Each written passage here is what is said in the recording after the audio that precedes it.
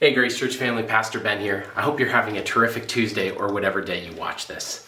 I want to quickly go over a couple things that might help to clarify from a financial perspective all of the things we were talking about for our building program that we launched last Sunday. There's been a number of questions that have been asked, and you have helped me to understand what we've been unclear about because of your questions. So any additional questions, please just ask. This is the favorite part of my office, my whiteboards or my marker board, so welcome to it.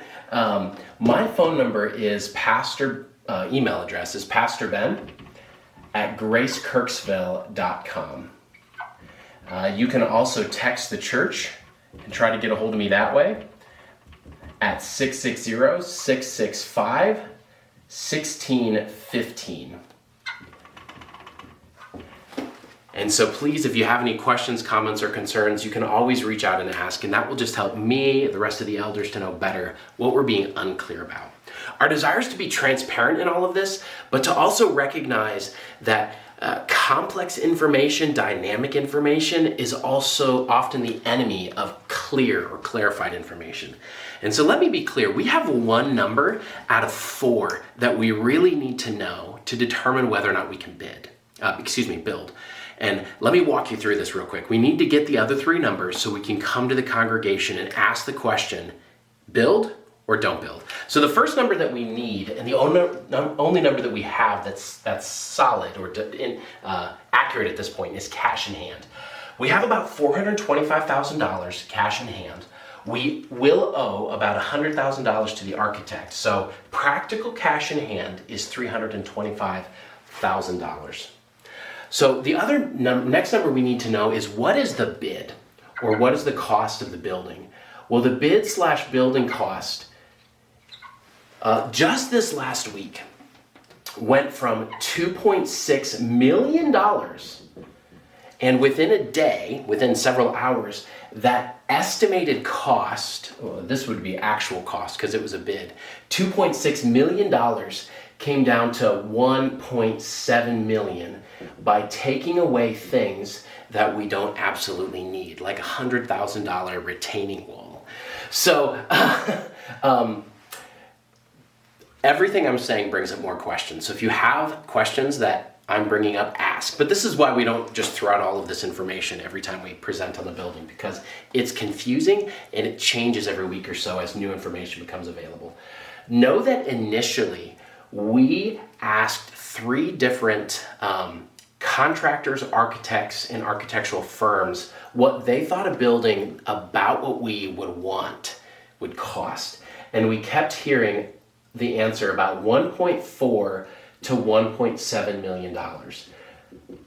Okay, 1.4 to 1.7 million was a guesstimate based on professional builders and architectural firms' understanding. So this is what I would say was a good faith number until last Tuesday, when we got an actual bid that said, hey, since 2020, it's been really hard to guess. This is no longer a guess. It's a build based on actual build costs, a bid based on actual build costs. So we need to solidify this number, and we're working really hard. The Building Program and Design Committee is working with the architect and the contractors to say, okay, what if we finish the bathrooms and the kitchen later? That sounds like just that will save us about $900,000. Again, sounds like and actual can be 2 different things. So there's other concessions in here, like not adding carpet to the sanctuary initially could save us $100,000. That's something we got to do if we want to be able to have a space to cultivate belonging with more people here in Kirksville. And so we still need to verify that number. The second number we don't know is the loan or borrow amount. Yes, we will need to borrow up to about $600,000 from a loaning agency, but that number is dynamic and changes based on how much money we have up front, how much money comes in over 36 months, and how much the building costs. We haven't yet applied for a loan, and so these are, keyword, preliminary. And so the preliminary costs on this is staggering, the difference, what it might be. So we expect, based on super preliminary information, our long-term mortgage to be about $425,000. Because as more money comes in over 36 months based on people's pledges, that number will be quickly paid down to about 425, we think, based on preliminary information. So then the fourth piece of information, and really the number one most important piece of information for a decision-making process, is how much money can we raise as a church? How much money can we raise? And so that's what last Sunday was all about. Not so much we're trying to share every piece of information that's still dynamic, rather trying to get a very solid number on that fourth and maybe most important number of how much can we raise. If we can't raise any money, we can't build any building. If we can raise $1 billion, we don't need a loan if we had more cash in hand. So you see that every number changes every other number. So all of this information is dynamic. We're seeking to be transparent with all of the information, and now you know. There's a spreadsheet that's been put together by Eric. He did a great job, that he has all of the numbers that change based on any information that you add to it. And so it changes dynamically. And so our answers are based off of not guesses, but good thinking ahead of time based on good planning principles. And in all things, the elders seek to do things with wisdom, okay?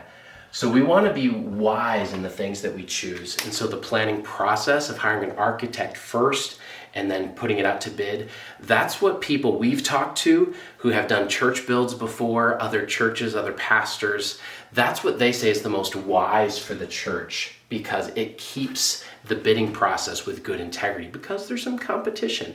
So I want you to know what I know without taking 100 minutes making a video. So in about 7 minutes, here's the short version. If you have questions, don't hesitate to ask. And if I don't know the answer, I'll tell you that, or I'll seek to get it from the people that do. God bless. Have a great day.